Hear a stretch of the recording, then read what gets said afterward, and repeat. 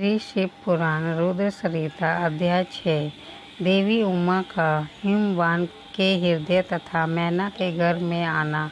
गर्भ अवस्था देवों का देवताओं द्वारा सत्वन उनका दिव्य रूप में प्रादुर्भाव, माता मैना से बातचीत तथा नवजात कन्या के रूप में परिवर्तन होना।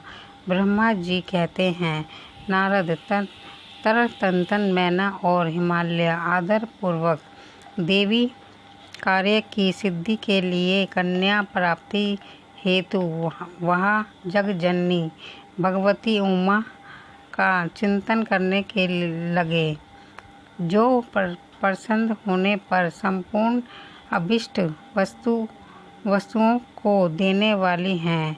वे महेश्वरी उमा अपने पूर्ण अंश से गिरिराज हिमवानु के चित्त में प्रविष्ट हुई। इनसे उनके शरीर में अपूर्व एवं सुंदर प्रभाव उतर आई। वे आनंद मगन हो अनंत प्रकाशित होने लगे।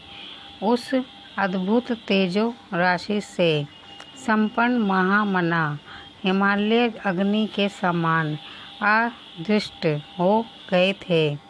तत्पश्चात सुंदर कल्याणकारी समय में गिरिराज हिमालय ने अपनी प्रिया मैना के उदर में शिवा के उस परिपूर्ण अंश का आधान किया। इस तरह गिरिजा की पत्नी मैना ने हिमवायु के हृदय में विराजमान करुणा निधान देवी की कृपा से सुखदायक गर्भ धारण किया। संपूर्ण जन की निवास भता देवी के गर्भ में आने से गिरी प्रिया मैना सदा तेजो मंडल के बीच में स्थित होकर अधिक शोभा पाने लगी। अपनी प्रिया शुभांगी मैना को देखकर गिरिराज हिमवान बड़ी प्रसन्नता का अनुभव करने लगे।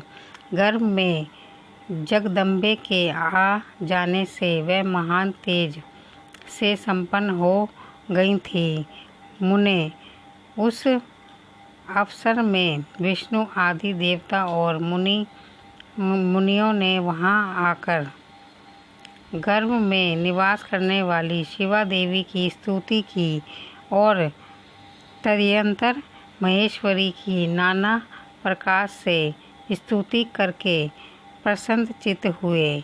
वे सब देवता अपने अपने धाम को चले गए। जब 9वां महीना बीत गया और 10वां भी पूरा हो चला, तब जब जगदम्बा कालिका ने समय पूर्ण होने पर गर्भावस्था शिशु की जो गति होती है उसी को धारण किया, अर्थात जन्म ले लिया। उस अवसर पर अद्याशक्ति सती साध्वी शिवा पहले मैना के सामने अपने ही रूप से प्रकट हुई। बसंत ऋतु में चैत्र मास की 9वीं तिथि को मृगशिरा नक्षत्र में आधी रात के समय चंद्र मंडल से आकाश गंगा की भांति मैना के उदर से देवी शिवा का अपने ही सब रूप में प्रादुर्भाव हुआ। उस समय संपूर्ण संसार में प्रशंसा छा गई। अनुकूल हवा चलने लगी, जो सुंदर, सुगंधित एवं गंभीर थी। उस समय जल की वर्षा के साथ फूलों की वृष्टि हुई। विष्णु आदि सब देवता वहां आए। सबने सुखी होकर प्रसन्नता के साथ जगदम्बा के दर्शन किए और शिवलोक में निवास करने वाली दिव्य रूपा महामाया शिव कामनी मंगलमयी कालिका माता का स्तवन किया। नारद जब देवता लोग स्तुति करके चले गए तब मैना उस समय प्रकट हुई। नीलकमल दल के समान क्रांति वाली श्याम वर्णा देवी को देखकर अतिशय आनंद का अनुभव करने लगी। देवी के उस दिव्य रूप का दर्शन करके गिरी प्रिया मैना को ज्ञान प्राप्त हो गया। वह उन्हें परमेश्वरी समझकर अत्यंत हर्ष से उल्लासित हो उठी और संतोषपूर्वक बोली। मैना ने कहा, जगदम्बे महेश्वरी, आपने बड़ी कृपा की जो मेरे सामने प्रकट हुई। अंबिके, आपकी बड़ी शोभा हो रही है। शिवे, आप संपूर्ण शक्तियों में उधा शक्ति तथा तीनों लोकों की जननी हैं। देवी, आप भगवान शिव को सदा ही प्रिय हैं तथा संपूर्ण देवताओं से प्रशासित पराशक्ति हैं। परमेश्वरी, आप कृपा करें और इसी रूप से मेरे ध्यान में स्थित हो जाएं। साथ ही मेरी पत्री के अनुरूप प्रत्यक्ष दर्शनीय रूप धारण करें। ब्रह्मा जी कहते हैं, नारद पर्वत पत्नी मैना की यह बात सुनकर अत्यंत प्रसन्न हुए। शिवा देवी ने उस गिरी प्रिया को इस प्रकार उत्तर दिया। देवी बोली, मैंने तुम्हें पहले सत्वपूर्वक मेरी बड़ी सेवा की थी। उस समय तुम्हारी भक्ति से प्रसन्न हो मैं वर देने के लिए तुम्हारे निकट आई। वर मांगो। मेरी इस वाणी को सुनकर तुमने जो वर मांगा वह इस प्रकार है।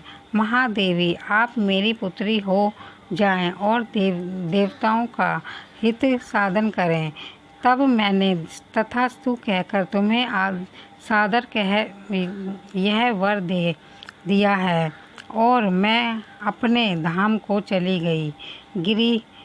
गिरिकामिनी उस वर के अनुसार समय पाकर आज मैं तुम्हारी पुत्री हुई हूँ। आज मैंने जो दिव्य रूप का दर्शन कराया है इसका उद्देश्य इतना ही है कि तुम्हें मेरे सब रूप का स्मरण हो जाए, अन्यथा मनुष्य रूप में प्रकट होने पर मेरे विस्मय तुम अनजान ही बनी रहती। अब तुम दोनों दंपति पुत्र भाव से अथवा दिव्य भाव से मेरा निरंतर चिंतन करते हुए मुझ में स्नेह रखो। इससे मेरी उत्तम गति प्राप्त होगी। मैं पृथ्वी पर अद्भुत लीला करके देवताओं का कार्य सिद्ध करूंगी। भगवान शंभु की पत्नी हो जाऊंगी और सज्जनों का संकट से उद्धार करूंगी। ऐसा कहकर जगमाता शिवा चुप हो गई और उसी क्षण माता के देखते देखते प्रसन्नतापूर्वक नवजात पुत्री के रूप में परिवर्तन हो गई।